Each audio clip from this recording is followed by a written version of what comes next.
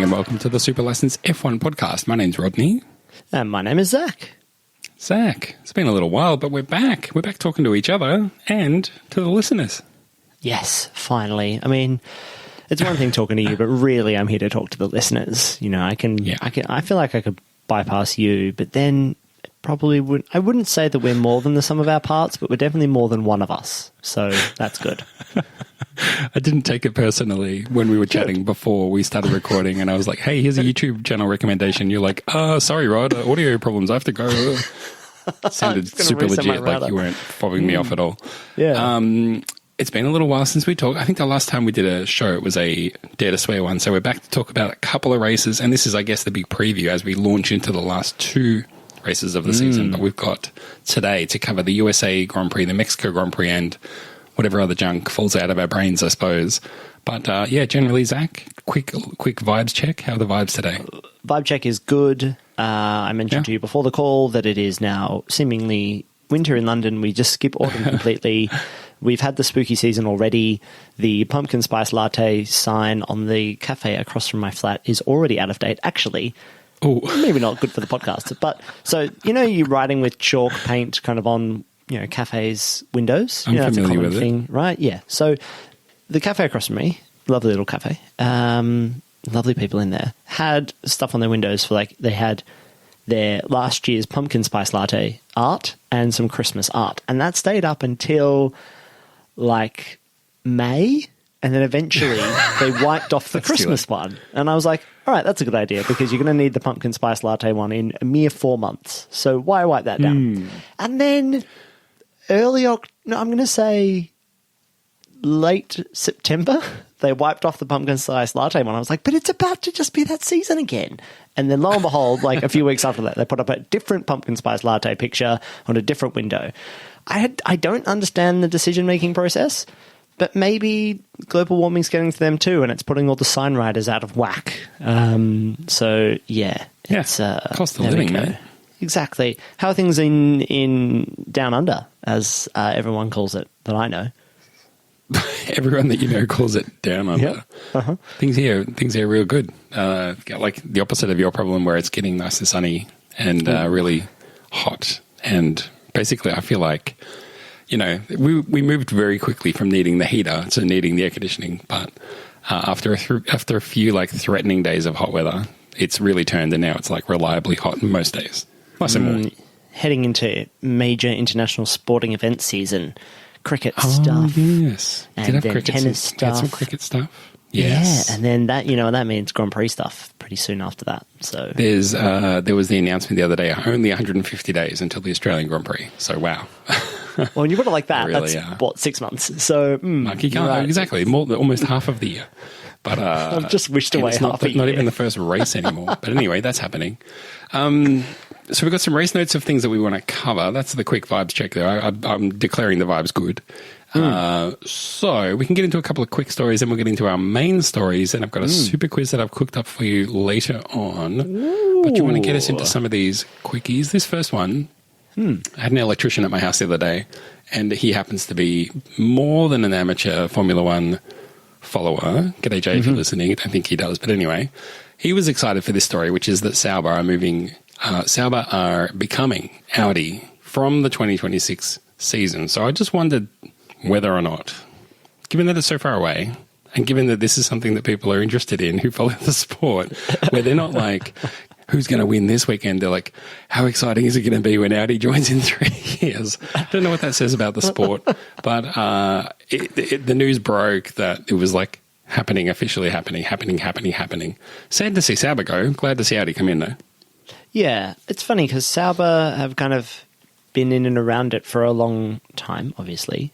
But they are still, I suppose, technically in it because they're Alfa Romeo, I guess. And then, behind the scenes. Yeah, behind the scenes.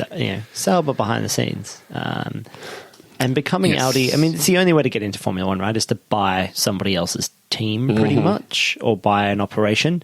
Although if anybody was going to just come and do it clean, it would be Audi, right? You have all of the abilities. You had all the WEC stuff that, you know, the World Endurance Champion, like stuff that they have. They're part of the VW group. Like they've got enough money, resources, all that kind of stuff. And it is interesting that obviously we can't have any new teams on the grid until 2026.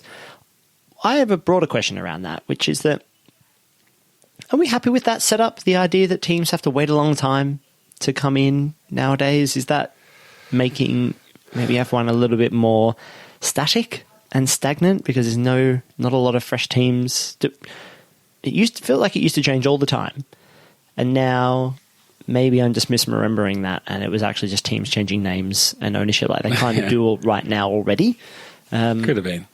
Or is it that it's just we're by making it more of a closed shop and making it more like, nope, this is it for the next little while, and then we'll open things up again and people can join. Is that making it a little bit more consistent? Yeah. Is it something along the lines of like, well, there's a change in regulations then, so it's like, well, you may as well wait until then. You know, I don't know if there's any rules that are like, oh, no, don't want any more teams. I mean, for sure, if any teams drop out, they'll be falling over themselves to get one back in. Yeah. I think there are slots. I think there is something. They do control the slots, don't they? But I think they control the slots, and I think that people had to raise and say, like, hey, we would like to be considered. You know, like, What's-His-Face's team, you know, American What's-His-Face was looking at a team, and then obviously Porsche, a different Volkswagen Group company, was still looking at it, and quite famously with Red Bull, and then that's kind of disappeared. My thinking is just a long time now between, you know, it's 2 full working years, I suppose. What, 23, 24, no, 25, 3 years. Yeah, I can count. 3 full years until Audi comes in. That's a lot of research development work to happen, and the sport will probably be very different by then. So it's not done until they're on the grid, until they turn up with that car in what will hopefully be Australia 2026, first race Albert Park. I'm happy about it. It'd be nice to get another major competitor in who's probably only going to do it to make sure that they're super competitive. But we'll be in a completely different landscape by then.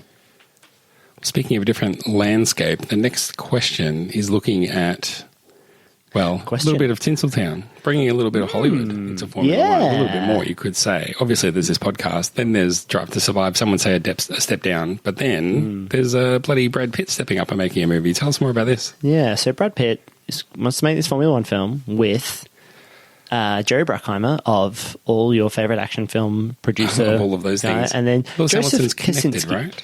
Yes, Lewis Hamilton is connected in some way, shape or form. I think he wants to be an executive producer as well. I think that's right. Joseph Kosinski made like Oblivion and Top Gun and Tron and like just lots of stuff, lots of big films that Jerry Bruckheimer is also like the producer on.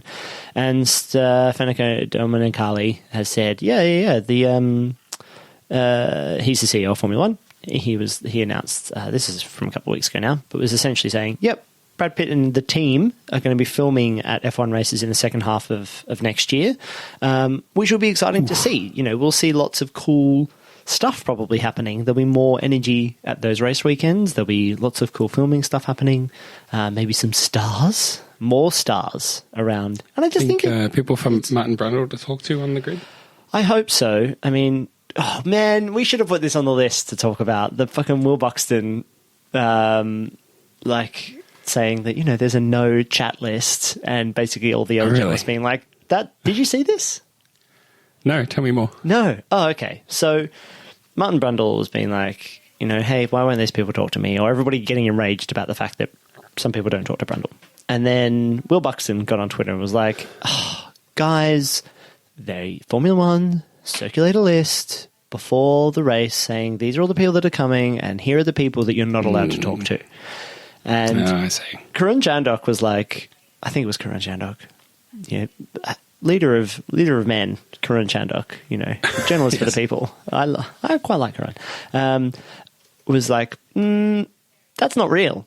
That's not anything. Like, and the evidence you presented is just, this is the list of people who will be there. It doesn't say anything about who you can't talk to and who not. And Will Buxton's like, you're being obtuse. There's definitely, they tell you. And Karun's like, so which is it? Do they tell you, like verbally, or do they document it? And Will's like, why don't you just like stop being so stupid and mean about it and maybe just do what they tell you to do? And basically all these other journalists and other people on the grid are like, no, they just circulate a list so you know who's there. But the whole point of those people being there is that they get press. Like, that's the whole effing point, you know? So there is no like, oh, well, fucking Shaquille O'Neal's here, but he doesn't want to talk to anyone. That's not the point. They're there on the grid and you're allowed to go up to anyone, but of course they can still refuse to talk to you. They don't have to talk to you. Right. But it was a fun Twitter stoush between... I don't know if Will Buxton kind of sees himself as like defender of Formula One and its process. I don't know. Maybe because he's the face of like media because of Drive to Survive. He considers himself also arbiter of process. It's weird. Would you want people to talk to you on the grid, Rod, if you're a celebrity? Or current celebrity, obviously. A great thing that I've seen in a recent documentary is someone going up to Will Ferrell and saying, "Can we ask you some questions?" And he pretended to be someone else. I think that's what I would do if I was. Let's say hypothetically, I'm still me, but I'm as famous as Brad Pitt. Someone walks up and they're like, "Can you have an interview?" And I'm like, "Yeah, absolutely." And they're like, "So what do you do?" And I'm like, "I'm a ukulele sensation. I'm a TikTok sensation. Ukulele. I do David Bowie covers. Lord of Uke. That's my name." Thin White Uke. And that's me. I like it. I think that's a good move. But at least you'd be open to it. At least you'd want to chat. Sure, absolutely. Why wouldn't you want to talk to people? That's what I know they get it all day, every day, but it's not like having to meet fans or sign things or take selfies, which gets, I'm sure, very tiring. It's like TV. You're talking to 10 million people. Like, you can't get excited about that? Can't be excited. Anyway. I am excited about that.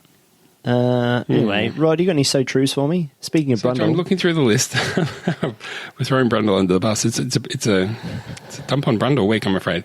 US Grand Prix. You might remember Carlos Sainz started on pole. He lost out to Max Verstappen at turn 1, and he ended up getting spun. And Martin Brundle said, "That's the last thing Sainz needed," which is just so true.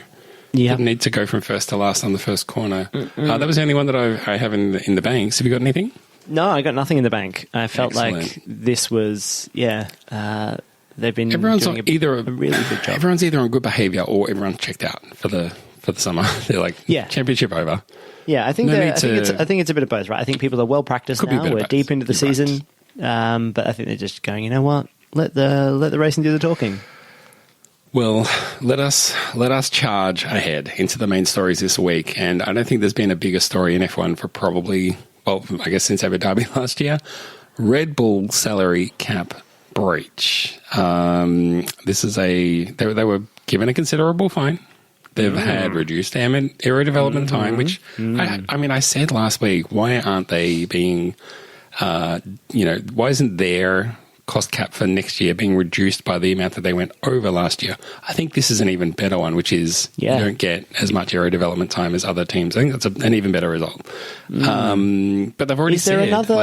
Is there another part of their year that we could... Instead of just...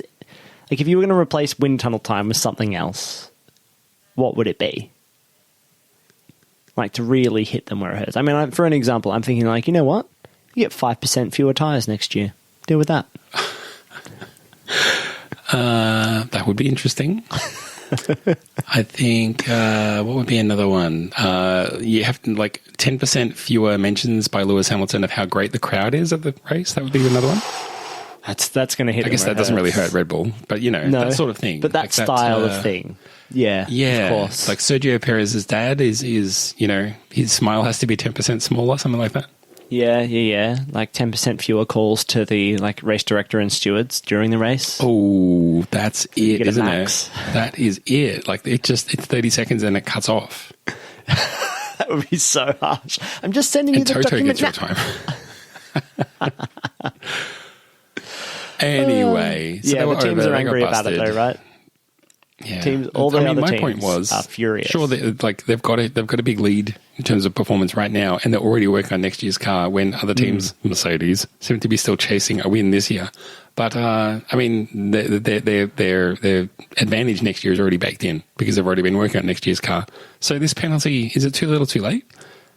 Yeah, I think so. Probably. I mean, I also wonder if you can replace some of that wind tunnel time with, simulation. There are other other tools that designers use these days. Wind tunnels just happen to be very cheap and on kind of a blunt, not very cheap, but they're like a blunt force object, like real world testing. But you can simulate a lot of that stuff now. So I think they probably won't feel this big impact, but it's definitely, it does set a precedent now that other teams might look at and be like, could we stomach that? Could we maybe spend over the cap and then stomach that for next season? Or if you're mid-season and you're like, you know what, we're making a real go of it, we're challenging, we need to push just that little bit harder. Let's bring those parts, let's spend that money and try to win the championship this year, and we're only ever going to pay for it next year.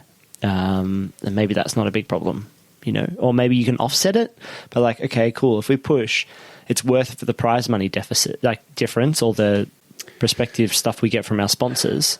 You know, if we finish third instead of fifth, that might be the difference of like 15 million pounds or euros or dollars in sponsorship money because of the contracts we signed.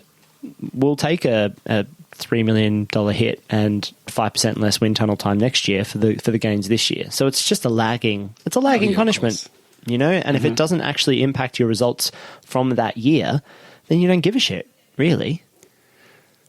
Yeah, because when it's all on the line, that's when you take that risk. And, you know, they've got reduced time in the wind tunnel, but, you know, like wind tunnel blows wind across the car so that they can measure downforce. What about if what about if the fan has to run in reverse and it sucks parts off the car and they get shredded in a big... What about that? Would that work? I think it's good. And all the engineers have to stand there and they can't touch the car and bits just fly off and get wrecked. Yeah. And the carbon fiber is like smashing them in the face. And yes. Yeah, they won't forget, I think this is good. They won't forget that they broke the rules. Yeah, or you know what, you have to have the Drive to Survive, like, and Will Buxton team at your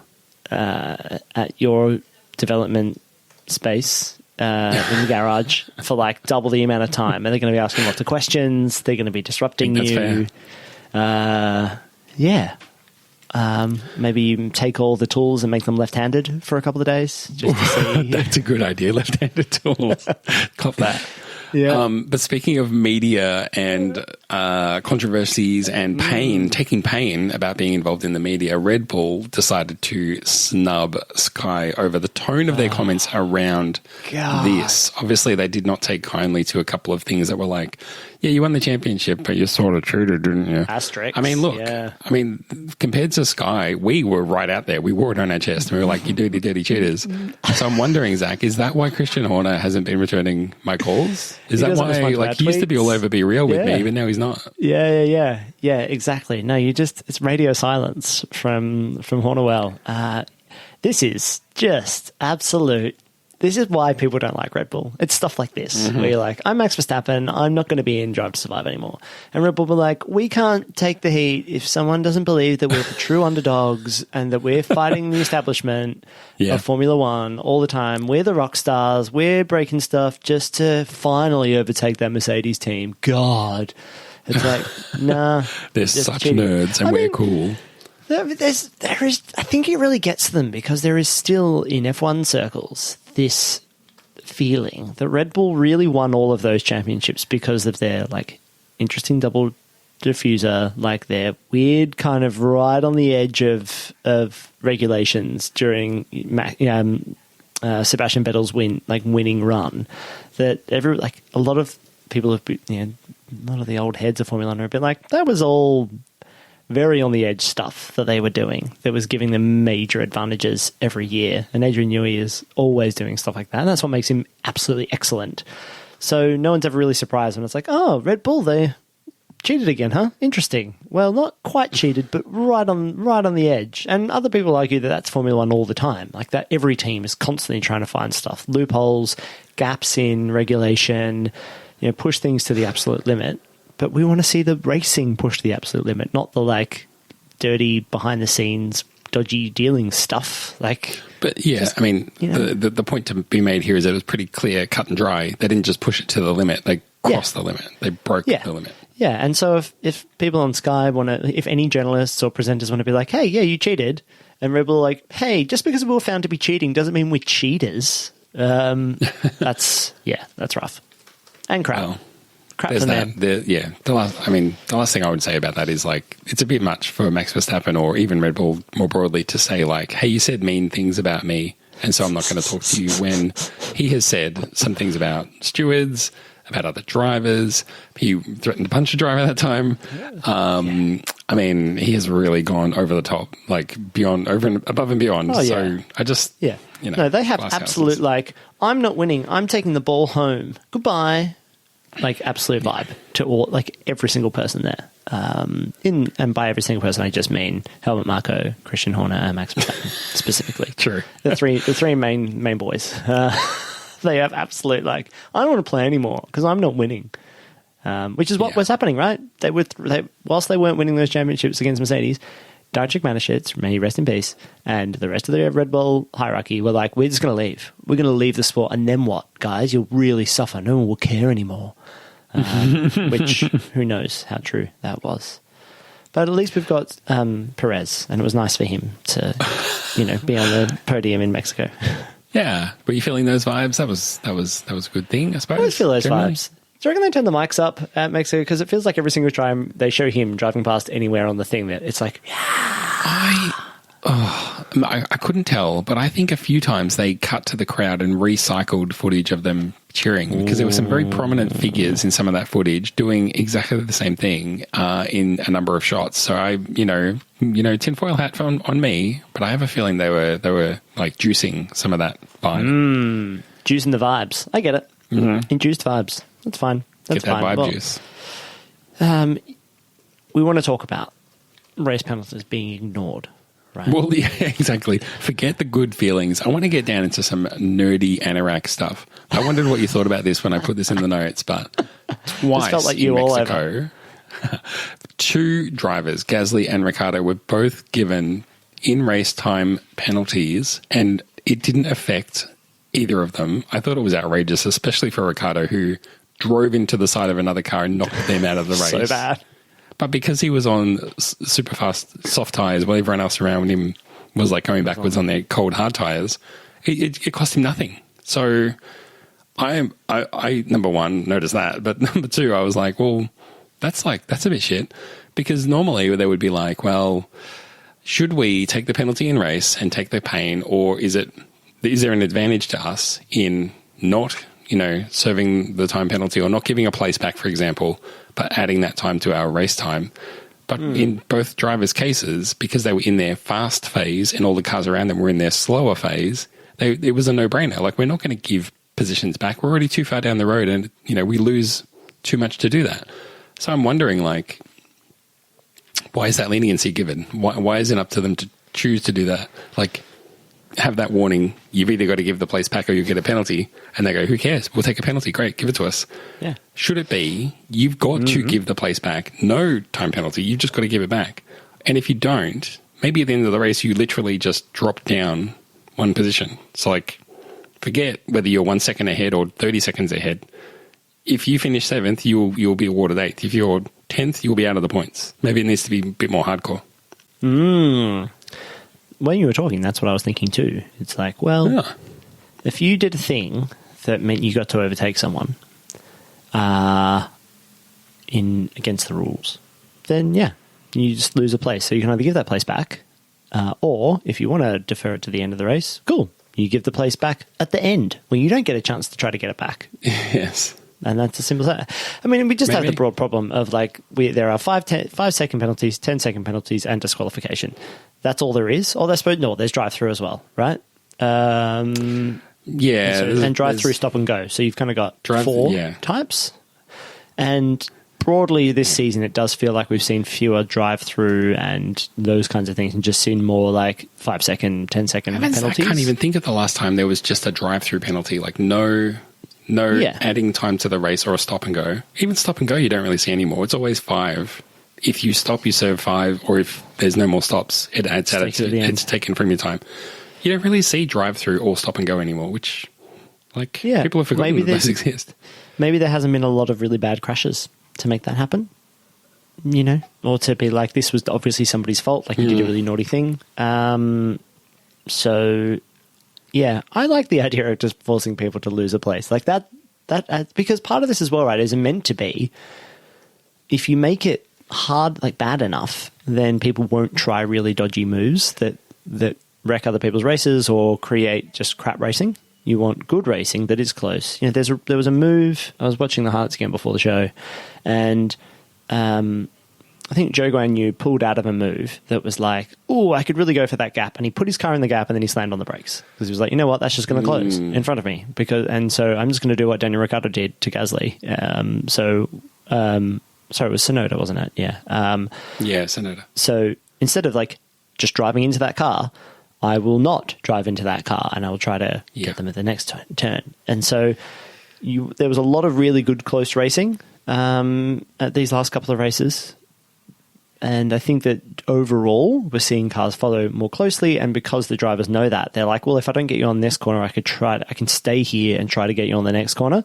So we're probably not seeing, I don't think, as many like bad crashes or cars doing things that would warrant drive-through penalties. But yeah, I like the idea of just going, here's one place, you fucked up. Take it in the race or take it after. The thing about a penalty like that would be you have the choice, give the position back so that you can then keep fighting to try and get back to where you were. Or if you want to go down the road and chase the next person, that's cool. But even if you chase that person, you're still going to have to give that position back. But that might actually encourage, like, either way, you're kind of getting better racing as a result as well. Yeah, because you just go mad and be like, overtake as many people as possible. Yes. And you're actually taking away this idea of like, well, you're on really soft tires. I can give you a 5-second penalty, but you can actually, in the next 15 laps on your soft tires, you will eviscerate that. You will be 20 seconds down the road and it will mean nothing. So it takes away that sort of option of like opting out of a penalty just by, because of the circumstances of your phase. Yeah. It's exactly the same scenario we're talking about, the salary cap breach. If you can get more gains than you can lose, then it is worth doing. It's like investment. You're essentially just making risky bets to hope that you gain more from your risky bets, Gordon. That's how you know all the boroughs. So yeah, okay, we solved that. Cool. Just you get a place penalty. Easy. It. I like it. I think it'll force teams and drivers to. Most of these they're direct driver outcomes, right? Like you chose to go for a gap that wasn't there, or you chose to do something that was bad, and usually teams jump right on and like get the place back right away, and the driver's like, no. Cast the ring into the fire, and they're like, nah mate, I'm gonna fucking use this ring to get really far in front. So yeah, we've solved that. That's good. Do you want to I thought this would be a good one for other listener base to why should you be watching these last couple of races, Rod? They're on a bad time slots for a lot of people. What's left to fight for? And so I thought we'd have a quick look at the current Drivers' Championship and Constructors' Championship. Let's do it. Both are essentially one, right? So Max Verstappen, huzzah, and Red Bull, woohoo. However, there is a battle for second in the driver standings between Sergio Perez and Charles Leclerc, currently 5 points apart.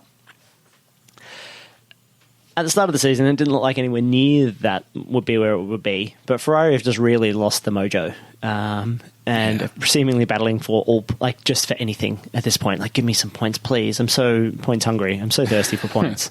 And those pesky Mercedes have started to work it out a little bit, especially this past race weekend. So that's the real battle, I think. Perez would love to finish second, and obviously Leclerc would much prefer to finish second than third. So I think that's where we'll see a lot of the main racing there. Is there any other direct driver battles that you spotted down the grid that you think are worth watching, or who would you prefer to see second, Perez or Leclerc? Who would I prefer? Well, I would prefer to see Leclerc in second on merit of battling with Verstappen for wins. That hasn't been happening too much lately, has it? Chuck. But no preference whether it's the thing is, neither of these drivers, calling this second on merit is just such a weird way to frame it. It's there's no glory in second or third here. It's not shame, but it's something between shame and glory, something in the middle. The thing that caught my eye was Carlos Sainz in 6th place, the last of the drivers from those top 3 teams, which is ouch, what happened to you, buddy? And he's 4 points behind Hamilton. Hamilton has been on he's on the upward trend, form-wise. Remember the start of the year when Hamilton was doing nothing?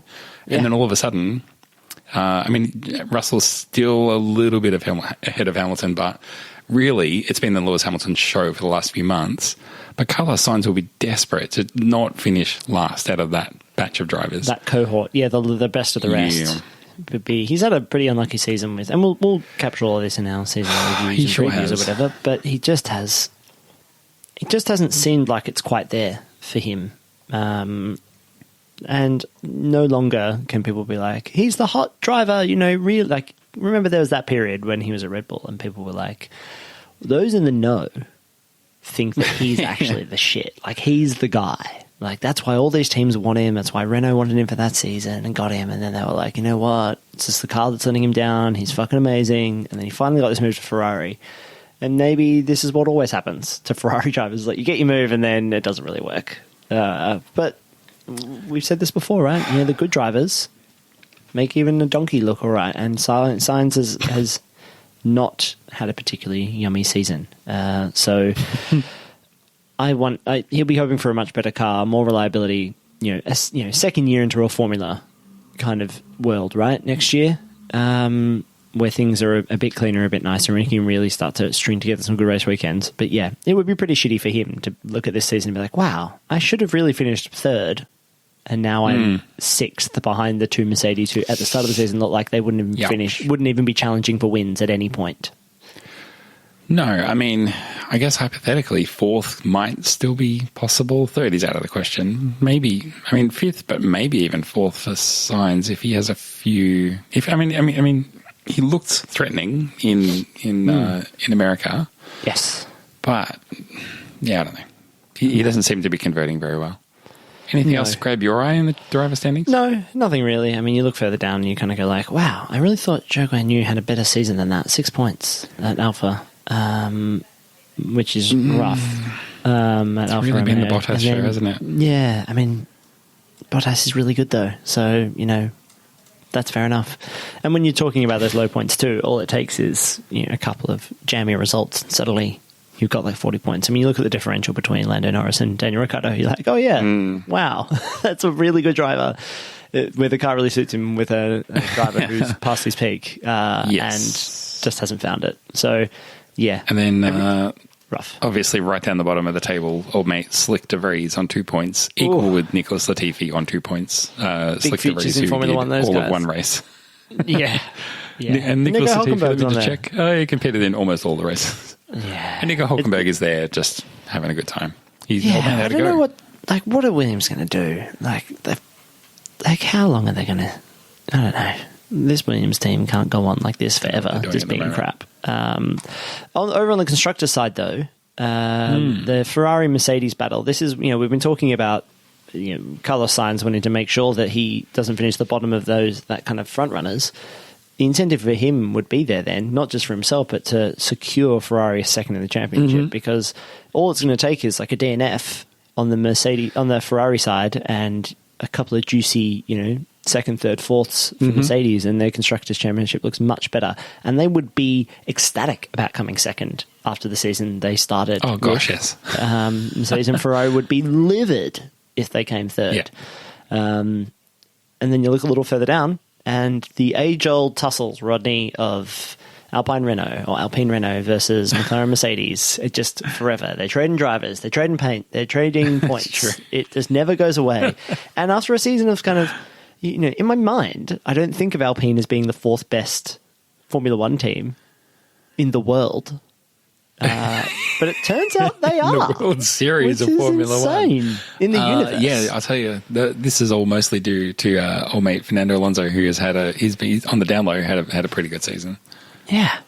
So you look, you would, hopefully Daniel's like, you know what, Daniel and Lando can bury the hatchet for a little bit and just be like, you know what, we just got to get this third so that next season Oscar Piastri can come into a well-funded, on the upswing McLaren team.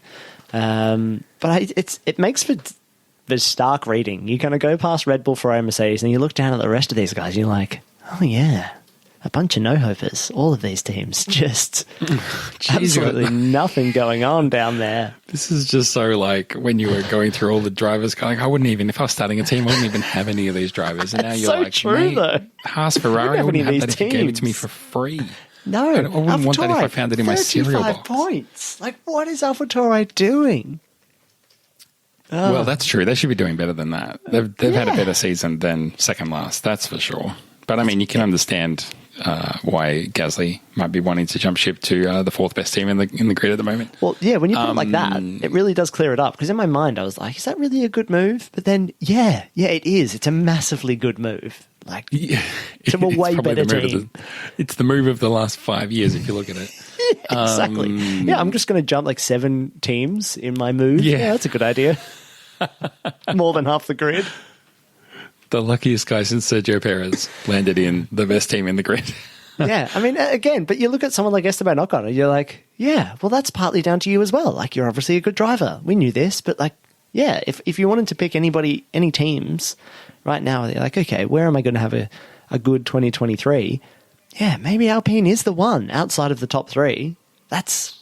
It's mad, but it is. They're the right team to be at. So, and who knows? Maybe they could start pushing upwards. Clearly, Crazy. this is why neither of us are gunning it in the fantasy, because we're looking at all the drivers and all the teams going, look, I don't know, there's just nothing here. There's just no value here. There's just nothing.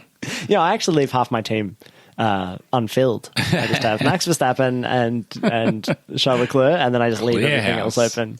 I'm choosing to keep the money. I'm choosing not to invest in a Formula One team. And blank and blank. Yeah. Verstappen and then 2 silhouette drivers. Well, Zach, let me ask you a question, mate. Yeah. Do you want to do a super quiz? Yes, please.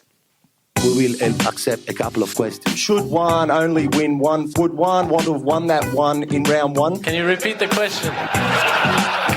Let's get into some shape here. Now, until I get to my first question, it won't be obvious why I picked this, but I have written for you a Max Verstappen, Seb Vettel, Michael Schumacher quiz where I'm going to be throwing some stuff at you, and after each one, you're going to give me a name. Max Verstappen, Seb Vettel, or Michael Schumacher. Okay. The first question for you How many questions is... are there?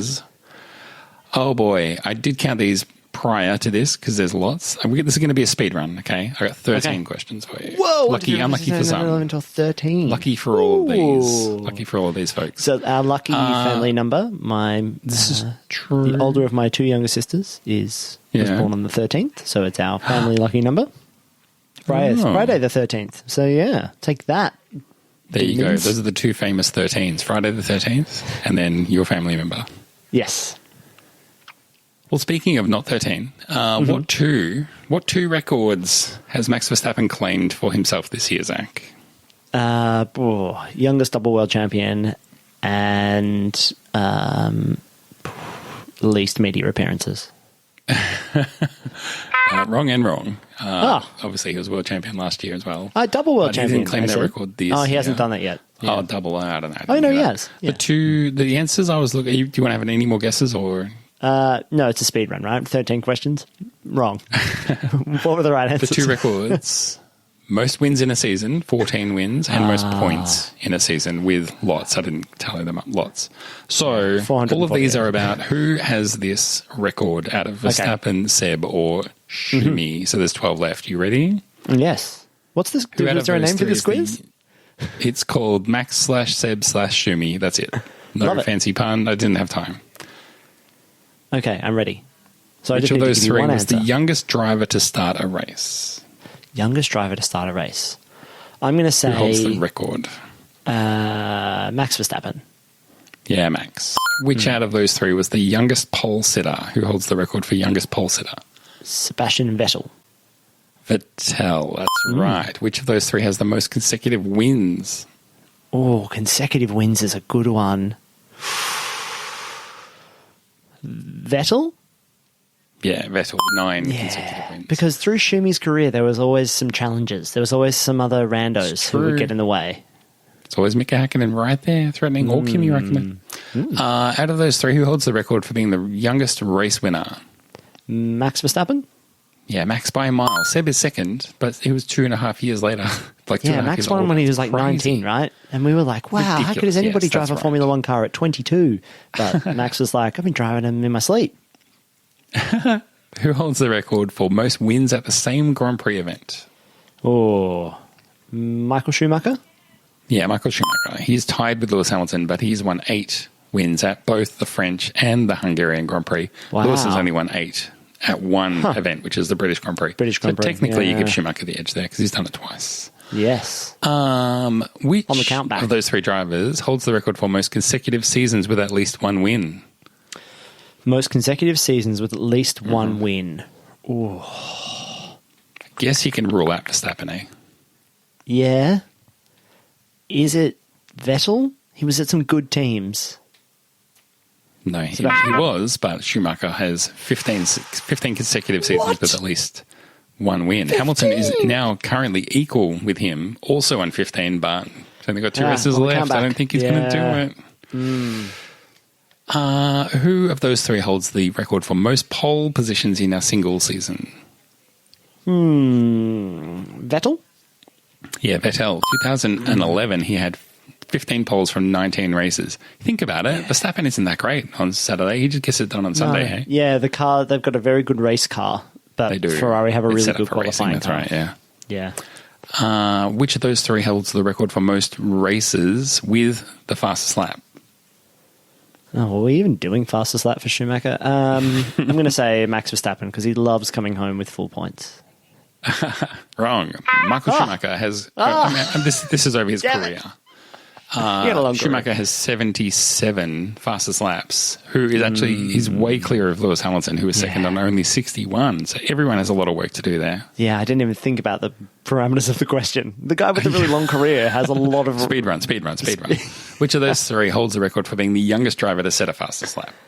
Youngest driver to set a fastest lap. It's going to be Max Verstappen because he was going to be 17. Max Verstappen.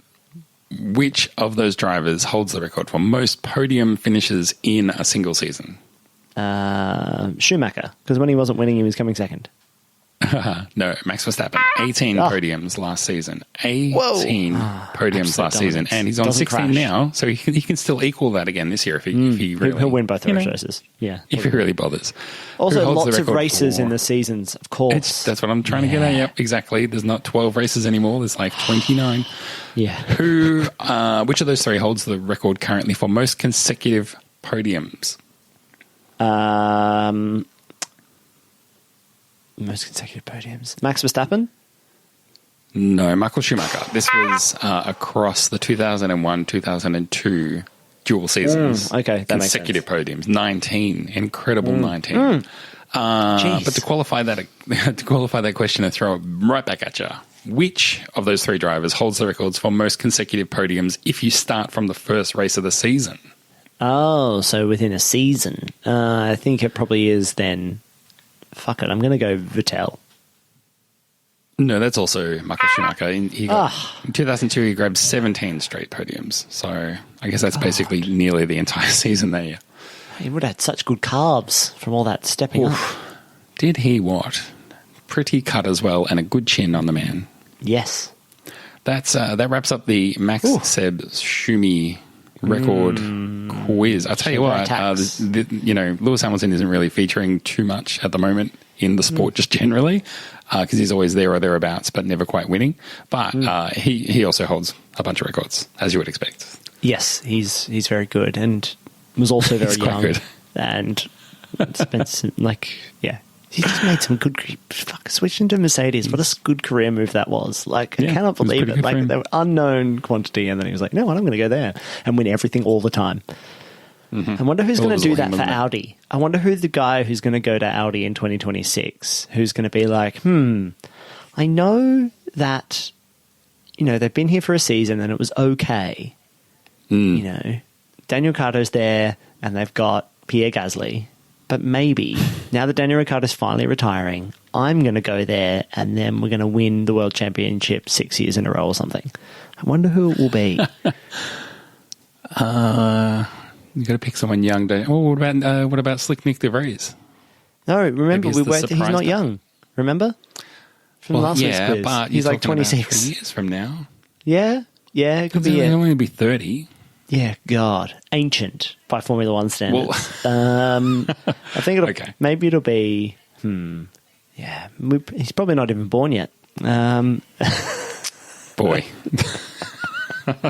Getting philosophical today. Stupid. Yeah, it'll be Pierre Gasly. He's going to make it work. Anyway, and we was already there. Cool. Anyway, we're done with the super quiz. Time to wrap Yes. this baby up soon. We've got a couple more things to finish off the show. Oh, Speaking please. of stupid, Yes. Zach, this one. Oh, Tim Cook at the Austin Grand Prix doing something with the checkered flag. I don't even know what you would was call it. that? Boy, was he paid out for this big time. And look, I got a lot of time for Tim Cook. Just he's fallen flat in the flag waving department. This was the ultimate crossover for you and I, right? For our Yes, podcast. absolutely. We met Absolutely. We could have done an working hour on in an this. Apple store. We follow Apple quite closely. And if we had could have another told you what he podcast, had it for was probably going to breakfast. be about Apple. And yet here he is. When he popped up, I was like, oh, there's Tim Cook waving the checkered flag. That's interesting. Waving? Is that waving? Or vaguely swaying with the flag? It's swaying. He was swaying the flag, wasn't he? It was Do you limp think and it they was train you at all? poor. Do you think they give you anything? Like, do they I hand you a thought- flag 10 minutes beforehand and be like, here's a flag. Similar, it's replica flag. Here's It's not a the- flag. Yeah. Let's roll our wrists. Show me what you're gonna do. completely over and under Yes. every single time. Yeah, show me your normal flag. Okay, I like what you're doing there. We need to times that by 10, and we need to add some rotation. That's great. Let's just try one different one. Let's just try one different one where you A silly actually one. wave it, please. Yeah, let's try. This is what we call flag waving. What you're doing is like you are. You're just hanging it out there. That's not you're waving. like that wouldn't even like shake out a towel before you put it on the drying rack. That's nothing. You're barely doing anything here. Like If you took out your wallet, flipped it upside down, and did that with it, nothing would come out. nothing would come out. I think that it's actually a reflection of Tim Cook's stewardship over Apple, which is that he's not a risk taker. He's a slow, don't ruffle too many feathers, just keep things moving. Right. Yeah, he's sure. the butterfly wings flap has major impacts, tornado on the other side of the world kind of guy. He was like, I'm not going to overdo it, And look, he's not the oldest man, but he's also not the youngest man. Maybe he just wanted to make sure he didn't fuck it up. But it was it was like, I don't know, like you think of all of F1 should be kind of to the max, to the limit, but with some elegance. And that would be like someone getting on the podium and like, hey Tim, like shake up a champagne bottle and spray it, and he'd be like, I'm just going to pour a little bit out. Like that's Just a still the cheeky same sip effect, from me, right? Thanks. Like just There's been, Twitter blew up with hot takes about Tim Cook, his effort with the flag. My hot take about Tim Cook is he has sunglasses like an idiot. What is he doing? Okay. He's one of the world's richest men, and he wears sunglasses like he just bought them at the BP servo on the way to the race. They suck. They are shit. And I don't care Apple who doesn't knows make it. That's my hot sunglasses. take. they don't make them. Yeah. So if they did, he would wear them, but they don't. So until they Connect to make his the rest forehead of with magnets. everything, yeah, exactly. Maybe they're I'm prototype not a Apple fan. sunglasses, and we don't know. Maybe that's why they're not so good. So yeah, Well, there's that. good. That was a fun good thing. jokes. We're Do you want to craft a tweet to sign off with? Let's craft the tweet. What I like is that we look at the last tweet that we crafted, this last hyper-viral tweet that we crafted on the show, and How'd it every go? time we try and do better. So this one for those who don't remember, this was the last tweet that we wrote. #breaking. Hey, Hulkenberg, any truth that Brendan Hartley is in pole position for your rightful seat in F1, keeping you as super sub? This one, 4 likes. So we are on an upward trajectory because if I remember correctly, first one had 1 like. Next one had, I think, 2 likes and 1 retweet. Now 4 likes. Things are trending up, my friend. So this time, we're going to, in real time, craft the world's most viral tweet, post it out, and see what kind of reaction it gets. I'm here for it. Got anything on your mind? Do you think we should? Well, there are a couple of things, right? We could go after Elon, the new king of Twitter, and get him. Does it count if we interested? get banned? Oh, Does that count as engagement? Do you want to? I can't. Do you want to impersonate him? I don't know if getting banned's good for us. I think that might be bad. It's not worth. I don't care that much to get our account suspended for impersonating him. I don't know. Like, I think there's something here for Elon Musk, and he does respond. What's the crossover between Elon Musk and Formula One? You know, from one. I mean, he's up the right end of the pool wealth wise. You know what I'm saying? Next purchase, maybe Formula One. Think of what you could do. A Tesla team in Formula One. If you owned it, it'd be easy to pop Tesla in there. Finally, we can see what's quicker. He already makes cars. I mean, why are we finding this so hard? Yeah, exactly. Okay, here we go. So it's something like, hey, Elon, now that the Twitter stuff's all done, why not get Tesla on the grid for 2023 in Formula One?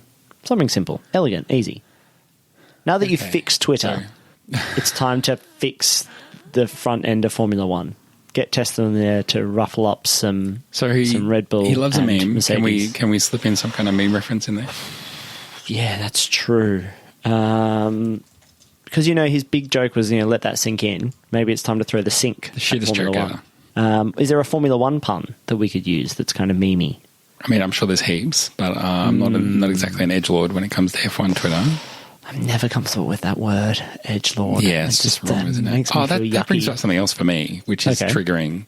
There's this trend in sport now talking about people edging, like who he's really edged him there. He was really edging him. Ugh. I was like, please stop saying those words. Thank you so much. It does mean that, but it also means other things. You just don't need to use that word. Yeah, exactly. I think it's something like, hey, Elon, now that you've fixed Twitter, let's go. What about F1 needs a new fixer? Something like that. Yes. F1 needs a new fixer, Elon. It's not strong. Tesla time. Oh, it's Tesla time. Yes. Hashtag Tesla time. Hashtag winning. Hashtag Tiger Blood. Just more hashtags. So, yeah, what's a meme hashtag that he would like appreciate? Like not a double. Well, let me open up his recent tweets and see what he's talking about. That's a great idea. Search Elon Musk. Wow, there's a lot of people impersonating him. Wow, there really is a lot of blue ticks impersonating him. That's so good. God, he's great. God, this is so the worst. He tweeted a picture of a T-shirt that says, "Your feedback is appreciated. Yeah. Now pay $8 blue tick." Pay $8. This is the other thing about the blue tick. Someone pointed this out to me, and I hate it, but I also can't stop thinking about it. Everyone calls it a blue tick. It's a white tick, bro. It's not blue at all. That's true. White tick's white. That is true. If it was an emoji you had to call into effect, I always think of the white tick on the green background in emojis as the green tick, but it's not. It's the white tick on the green. And when you go searching for green tick, it doesn't come up, and you're like, "What the fuck is the green?" Oh, he tweeted a lot of Mastodon masturbate jokes yesterday, which were very good. So maybe we could do something masturbating. I'm noticing a big lack of hashtags. He's not a hashtag guy. He's just an absolute fucking waste of time. But I think he's the right guy to go after. Wait a second. Hashtag free speech? Hashtag so brave? That's ironic, though. Yeah, but I think that hashtag free speech, I think that's it. I think we need to get Elon into Formula One so that we can get more people really talking truth to power in Formula One. Who are the people who we need speaking out more in Formula One? That the Kevin Magnusons of the world, we need to hear more from them. We need to give Yuki a voice. I want Max Verstappen to come in and actually start responding. Give him a platform. We need to platform Max Verstappen. So my concern is that people won't understand that this is a joke from us. Yes. Hey Elon, Formula One's trying to silence Max Verstappen. Anything you can do? I mean, that'll do it. What can you do about it? What can you do about it? He does love people saying to him, "You are our only hope." Yes. Help us, Elon Kenobi. Yes. Well, I mean, I was literally thinking maybe the Star Wars GIF, help me, you're our only hope. Yes, great. Maybe that. Perfect. Hashtag parody. Hashtag. Hashtag username Elon Musk. The hashtag don't suspend us. Come on, Elon Musk. Formula One needs a stronger platform for Max Yeah. Verstappen? People are Is trying that to what we're silence talking Max Verstappen. F1 is trying to silence Max Verstappen. about? Max Are they? Verstappen, I don't believe is on Twitter, but maybe he is. But then we can use someone who's impersonating him. It's like meta. Oh, I shouldn't use that one, but you know what I mean. So if I search Max Verstappen, I wonder what comes up. Anybody Max who's Verstappen verified Brazil, that Max is- Verstappen French, fan account Max Verstappen. @ Max Verstappen Dad. Good work, Hannah. users with Max Verstappen. Here we go. Oh, yeah, no, he's got a million. Yeah. Max 33 Verstappen. Verified. 3 million Max followers. 33 Verstappen. Max Ah, yeah, 33 there he is. Verstappen. Yep. Got F1 his World nice Champion little Red Bull white tick Racing. there. Keep pushing the limits. What was the last thing he tweeted? 7 days ago. What a team. I don't know if F1's trying to silence him, but maybe it is F1 that's trying to silence him. Maybe he's trying to silence Sky F1. What about F1 Twitter? He's trying to silence Yeah. him. Yeah, F1 Twitter. That's good. So I'm up to the bit where we go like, we need you. I'm up to Yeah, the bit we where need it's you. like, come on, Yeah. we can't do this without you. Yeah. Can What we are we get saying? Max a triple blue tick? Can we get him Triple ultra blue, I like verify? that. Is there an ultra verify for maybe $20 a month? What are the insult? It's less yeah. than 3 times the $8 that he's charging. Famously the same amount that he wanted originally. that Stephen King refused to pay. $500 million It's all Stephen King's wealth fault, mad folks. Stephen King But was like, you know what? Absolutely, this absolutely nails it for me. Is there an ultra verify coming? Because that's like, it's enough to be like, you know, he might bait that, but then also it makes it pretty clear that we're not serious, which like I was worried about. So good. If I can find a gif of Your Only Hope, I'll add that. You're My Only Hope? What I really want is... You're his only hope? I guess that's what she actually really says, which is a That is problem. really what she says. Yeah. Help me, Obi-Wan Kenobi. You're my only Help hope. me, Obi-Wan. You're No, my only hope. That's the Yeah. one. Oh, man. Okay. Yeah. I mean, who would know out of the two of us? Well, I'm only going by gifs, so there's that. When have gifs ever let anyone down? Definitely not us. So yeah, that or the help is on the way, dear, Mrs. Doubtfire. Help is on the way. Okay, yeah. The other thing that comes up when I type in GIF help is on the way, there's like Joe Biden. I'm like, oh boy. Oh, I don't think that would be and too this tweet much. go together. yeah.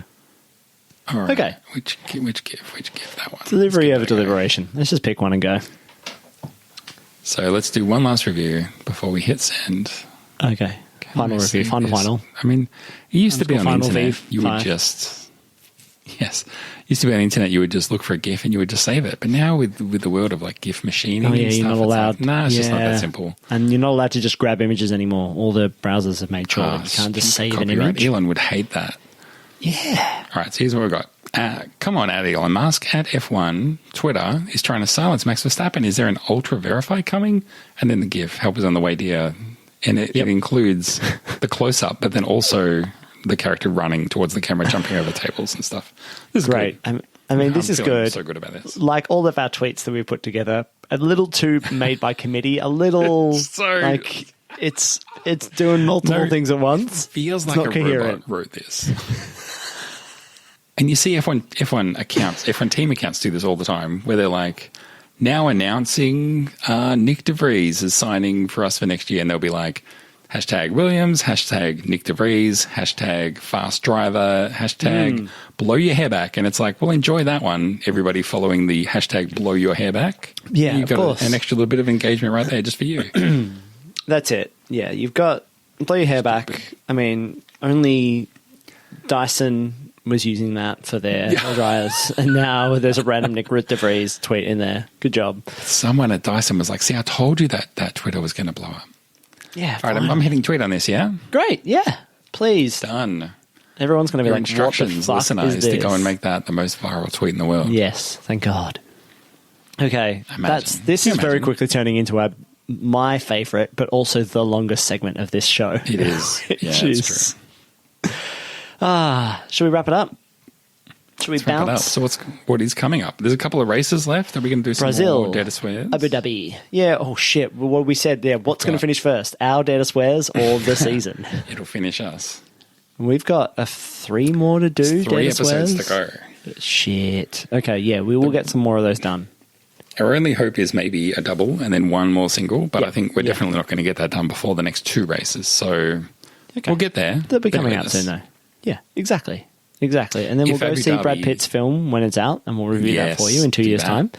time. There'll be a new, apparently other other racing formulas want to have Drive to Survive type series about them too. So look forward to probably Amazon Prime and then whatever other random streaming networks go and try to emulate Drive to Survive, but for your favourite World Rally Championship or similar, or BTCC. We won't be watching. I guess those you or could do reviewing that. them. So Definitely, I want to know what people are going to planning to do over the off season and what they're looking forward to in the next few races. And I don't know, are people energized for the next season of Dare to Swear about this season, or is it like, yeah, I've sort of lived it, you know? yeah, been there. Sort of I think lived it, bro. I really wonder about that, because more and more people are watching. The people who came in from Dare to Swear, from Drive to Survive, and then are watching Formula One now. Are they like, Yes. I don't need to watch Drive to Survive because I watched it all. I did it. I was there. Now I'm I wonder if genuinely Drive to thinking Survive, next season I won't Yeah. watch it in advance. I'll watch it real time throughout the next year Okay. and just see how that goes. I'm thinking about Yeah. it. Okay.